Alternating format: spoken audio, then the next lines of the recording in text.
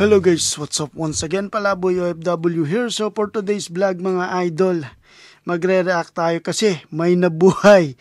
May nabuhay na namang isang malupet na influencer mga lodi. Pagkatapos niyang mapersona ng grata, nagbabalik si Rendon Labrador. Pero first time kong natuwa dito kay Kuya Rendon mga lodi.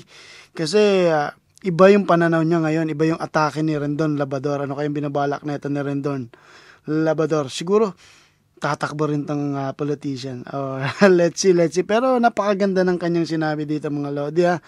So, bilang kuya mga lodi, may payo si Rendon Labrador sa ating kababayan at champion athlete na si Carlos Yulo mga lodi.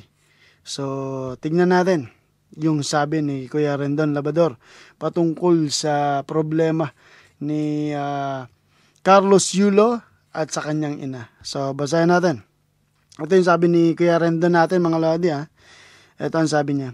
Naramdaman ko din yan bro, yung walang taong gustong sumuporta sa'yo. Wow. Diba? Ayan na yan. Iniwan ko din ang pamilya ko katulad mo. Right? Pero nagbabagong buhay na ako ngayon at pilit kong itinatama yung mga pagkakamali ko. Grabe, nakakaantig damdamin itong sinasabi ni Kuya Rendon natin mga lodi. Tandaan mo to bro, baliwala ang mga medalya kung wala ka namang pamilya. Right, napakasakit. Itapon mo na lang yan kasi hindi bagay sa ugali mo po. Nararamdaman ko na naman si Kuya Rendon mo may gusto na namang iparating kay Carlos Yulo at sa mga tagahanga ni Carlos Yulo. May oras ka pa para iwanan ang babaeng sisira ng buhay mo po. Hindi lang si Carlos Yulo, pati si Chloe. Matay ka Chloe. Si Rendon Labrador na yung katunggali nyo ngayon. Ayaw ko sana sabihin to pero tingin kong deserve mo. Huwag kang kaya na magtalay mga idol. Ayan mapakita ko sa huwag kang Carlos Yulo. Ayan si Kuya Rendon mo ang nagsabi nito. Payong kuya lang yan, magbago ka na hanggang may pagkakataon ka pa.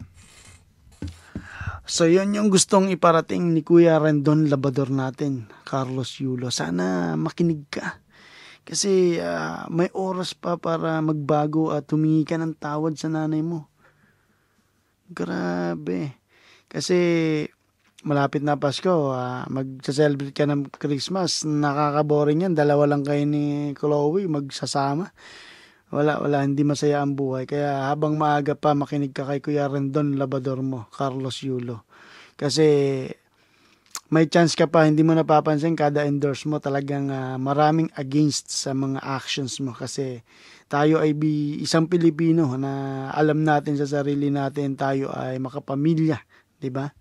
So, ang payo ko lang sa iyo, katulad ni Rendon Labrador, habang may oras pa, magbalik loob ka na sa pamilya mo, lalo na sa nanay mo, Carlos Yulo. So, yun lang. Palaboy OFW here, Pinoy Vloggers here in Kuwait. Kasama natin si Rapi Sam Steele and Brian Puntanar, mga lodi. Mabuhay. Huwag niyong kalimutan mag-subscribe, like, and share this video para makarating yan kay Carlos Yulo. At sa pamilya Yulo na suportado ko sila. Alright.